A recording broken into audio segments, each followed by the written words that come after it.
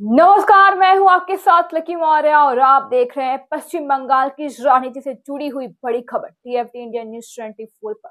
जहां विधानसभा चुनाव से पहले सियासी बयानबाजी और आरोप प्रत्यारोप तेज होता जा रहा है। इसी बीच में भारतीय जनता पार्टी के वरिष्ठ नेता शंकर घोष ने तृणमूल कांग्रेस और मुख्यमंत्री ममता बनर्जी पर सीधा और तीखा हमला बोला है। भाजपा नेता शंकर घोष का दावा है कि पश्चिम बंगाल की जनता अब तृणमूल कांग्रेस से उब चुकी है और इस बार राज्य में सत्ता परिवर्तन तय है। कोलकाता में आईएनएस से बातचीत में शंकर घोष ने कहा कि बंगाल की जनता ने मन बना लिया है कि इस बार टीएमसी की विदाई और सरकार का विसर्जन तय है।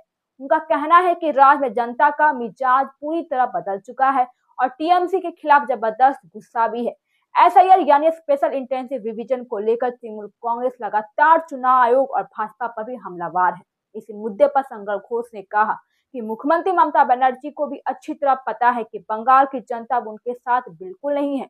उन्होंने कहा कि यही वजह है कि मुख्यमंत्री को कोलकाता छोड़कर दिल्ली जाना पड़ा और मुख्य चुनाव आयोग से मुलाकात करनी पड़ी। भाजपा नेता का दावा भी है कि टीएमसी अब राजनीतिक रूप से अलग थलग पड़ चुकी है और यहाँ तक कि शंकर घोष ने कहा सच्चाई यह भी है कि बंगाल की जनता टीएमसी के साथ अब रहना नहीं चाहती है। इसलिए ममता बनर्जी बार बार कह रही हैं कि वे एसआईआर के मुद्दे पर अकेले लड़ेंगी। उन्होंने साफ शब्दों में कहा भी कि भाजपा का लक्ष्य स्पष्ट है कि इस बार विधानसभा चुनाव में भी टीएमसी मुक्त और बंगाल बनाना हमारा संकल्प है। भाजपा नेता शंकर घोष ने सीमा सुरक्षा और घुसपैठ के मुद्दे पर भी ममता सरकार को घेरा है। उन्होंने कहा कि टीएमसी आधी अधूरी बातों को झूठों के साथ मिलाकर जनता को गुमराह करती है। शंकर घोष ने कहा कि बीएसएफ का काम देश की सुरक्षा करना है, लेकिन फैंसी के लिए जमीन उपलब्ध कराना राज्य सरकार की जिम्मेदारी है। इसलिए भाजपा नेता का आरोप है कि ममता बनर्जी सरकार ने कभी भी बीएसएफ को फेंसिंग के काम में पूरा सहयोग नहीं दिया है। उन्होंने कहा कि दुख की बात यह भी है कि सरकार ने बीएसएफ को जमीन देने में हमेशा टाल मटोल की है। शंकर घोष ने इसकी वजह भी गिनाई और इसका कारण बहुत साफ है। घुसपैठ पश्चिम बंगाल में बड़ी संख्या में घुस आए हैं और आज वे देश की सुरक्षा के लिए बहुत ही बड़ी चुनौती बन चुके हैं। आपको बता दें कि विधानसभा चुनाव से पहले भी वे चुनाव आयोग द्वारा कराए जा रहे और एसआईआर को लेकर टीएमसी लगातार सवाल उठा भी रही थी, लेकिन मुख्यमंत्री ममता बनर्जी का दावा भी है कि एसआईआर के जरिए उन विधानसभा क्षेत्रों में ज्यादा मतदाताओं के नाम काटे जा रहे हैं जहां टीएमसी के विधायक हैं, वहीं भाजपा विधायकों वाले क्षेत्र में बहुत ही कम वोट कटे हैं।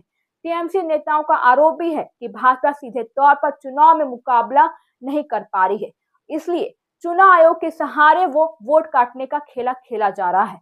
हाल की भाजपा इन आरोपों को सिरे से खारिज करती रही है और इसे टीएमसी की हार की बौखलाहट भी बताई रही है।